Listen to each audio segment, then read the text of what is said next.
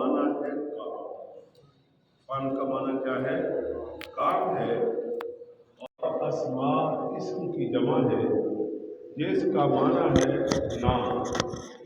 और रिजाल ये रजम की जमा है जिसके माना आदमी के हैं।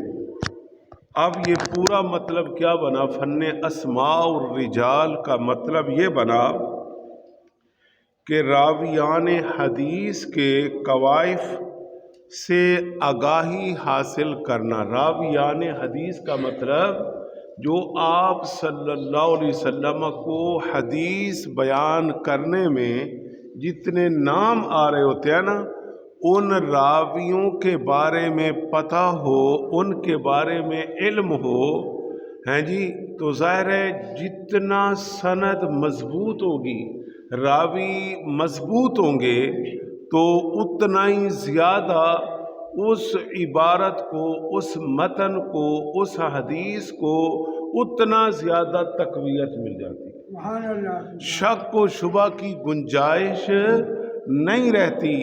और याद रखें, तमाम अदियान में, बहुत बड़ी बात कर रहा हूँ, तमाम अदियान में सिर्फ और सिर्फ अहले ईमान को ये शर्फ हासिल है कि जिनके यहाँ फन्ने अस्मा और रिजाल है, कि एक हदीस को बयान करने से पहले जितने रावी हैं उनके हालात, कवाइफ, बहुत सारी, कोई 20, 30, 25 सवालात हैं। अभी मैं बताता हूँ कि जिस हवाले से एक रावी को परखा जाता है, एक रावी को परखा जाता है, फिर जब वो जमी सवालात के जवाबात के अंदर जब उसको पाया जाता है कि कहीं भी सुकुम नहीं, तो फिर उसने जो बात की होती है, हदीस बयान की होती है, उस कदर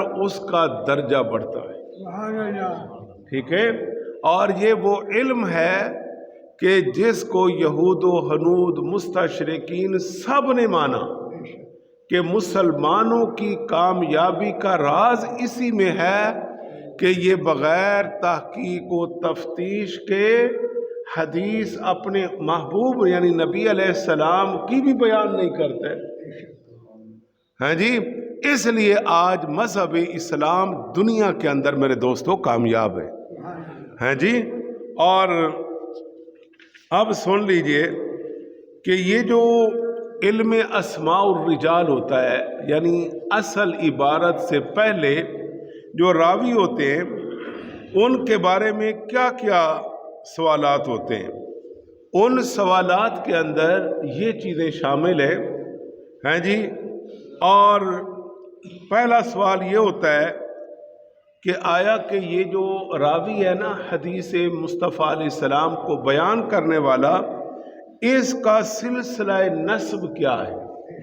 जिस तरह हम है ना भाई, जैसे आप अपने अब्दुर्रहमान है, इसके वालिद साहब, इसके वालिद साहब, ऊपर तक बड़ा कौन था, कहाँ तक ये सिलसिला नस्ब जाता है, और इनके ख़ानदान में कौन कौन लोग आए और वो कैसे थे। तो ये सिलसिला नस्ब में एक सवाल होता है। और फिर दूसरी चीज़ आती है कि वो कौन थे, जो हदीस बयान कर रहा है वो कौन था। तीसरा सवाल ये है कि इनका ताल्लुक़ कहाँ से है, यानी एक हदीस पाक जो है वो हुज़ूर अलैहिस्सलाम की मक्की ज़िंदगी में बयान हुई है, ठीक है। अब आया कि उस सनद के अंदर कहीं ऐसा बंदा तो नहीं कि जो पूरी ज़िंदगी उसका मक्का में जाना साबित ही नहीं, अब वो भी हदीस का रावी है।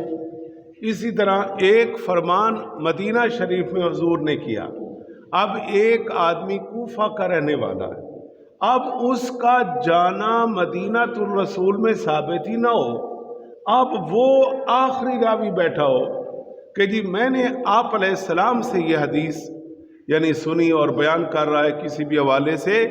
अब अस्मा और रिजाल के अंदर ये साबित करना होगा कि ये जो कूफा का आदमी है, क्या ये मदीना शरीफ में गया था, जब ये मदीना शरीफ में गया तो किन किन लोगों से मिला था।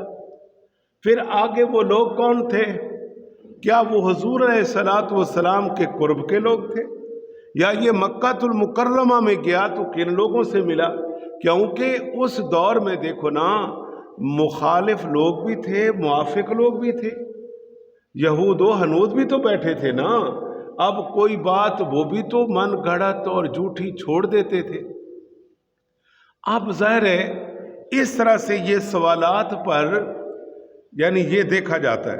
پھر اس کے بعد یہ چیز شامل ہوتی ہے کہ آیا کہ جو حدیث مصطفیٰ بیان کر رہا ہے اس کی سمجھ بوجھ کیسی ہے؟ کیا وہ علم سے تعلق رکھتا ہے یا عام ایک سادہ لو بندہ ہے؟ اس کی کیا